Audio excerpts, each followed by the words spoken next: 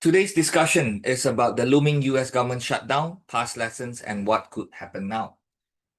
Now, shutdowns are increasingly a political tool. Since the 1980s, funding gaps have repeatedly been used as leverage in budget fights, culminating in high-profile closures in 2013 and 2018-2019.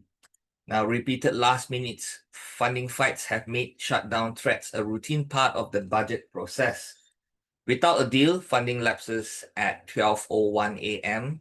Eastern Time on Wednesday, which is a couple hours from now, which is October 1st, 2025. Federal agencies have been told to prepare. Bureau of Labor Statistics, or the BLS, says crucial reports like Friday's job data would be paused during a shutdown. Beyond furloughs and service disruptions, a shutdown can delay economic data, the Fed watches, and then short-term growth, factors that can stir volatility even if history shows equities often look through short shutdowns. Now, it's also good to look at the past shutdowns and understand what are the consequences to the stock market. Now, in 1995 to 1996, the longest 20th century shutdown, the modern era of shutdowns began in the mid-1990s when Democratic President Bill Clinton and the Republican-controlled Congress clashed over balancing the federal budget. A 5-day shutdown in November 1995 was followed by a 21-day closure from December 1995 to January 1996, resulting in 26 days of partial government closure. During the first one, the S&P 500 rose 1.3%. In the longer second one, it was about flat, plus 0.05% to plus 0.1%. Now, looking beyond the headlines, the market was higher months later. 6 months after the first shutdown, the S&P 500 was up 14.6% and 9.5% 6 months after the second. Okay.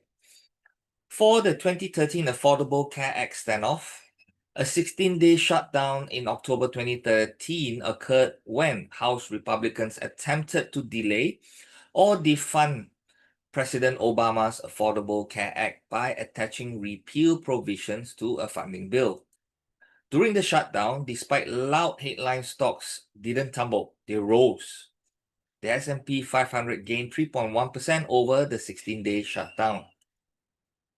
For the 2018 to 2019, it was known as a year of multiple shutdowns.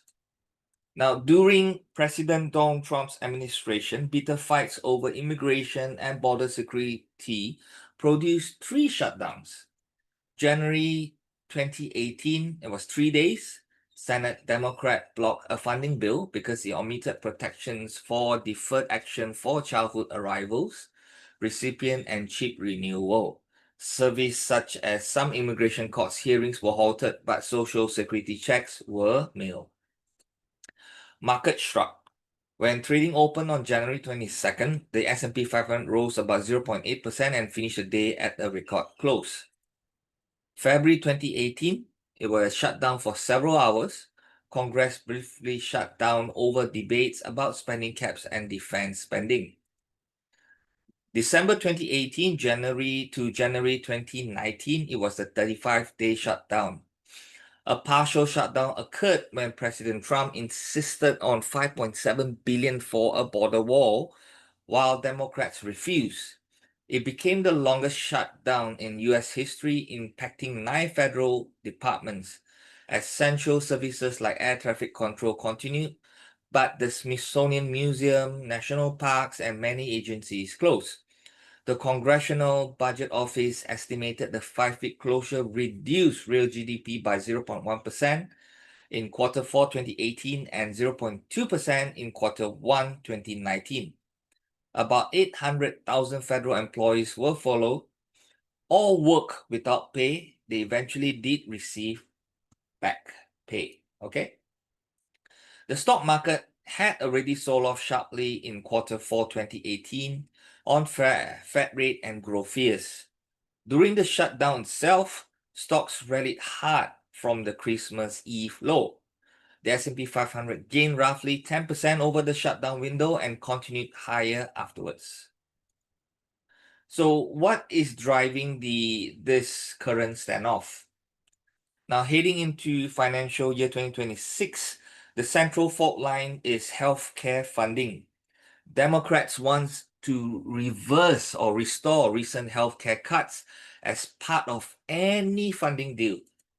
Republicans are pushing a clean shot continuing resolution, or better known as CR, without policy add-ons. After a White House meeting failed to produce a breakthrough, officials, including Vice President J.D. Vance, warn a shutdown looks increasingly likely. So now the question is, will the US stock market crash? The short answer, a crash is unlikely unless the shutdown is long and messy. Here's why.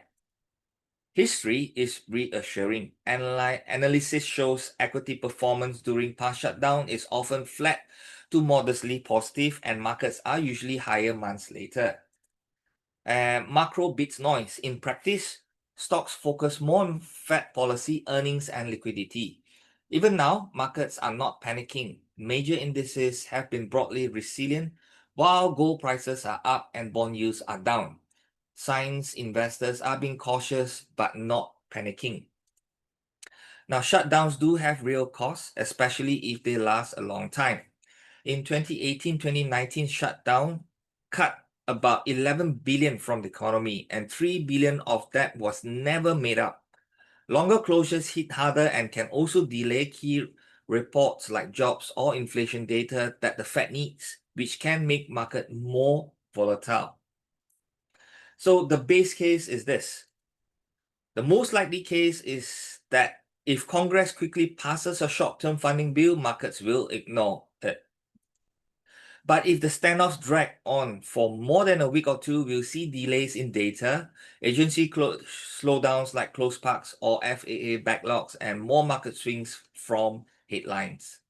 Still, that alone isn't enough reason to expect a full stock market crash. Okay? So hopefully that the past history is, and whatever happened in the past is enough to reassure us. So let's see. But one thing's for sure, when all this passes, right, there's a possibility we might see more market, upwards momentum in the market based on past data.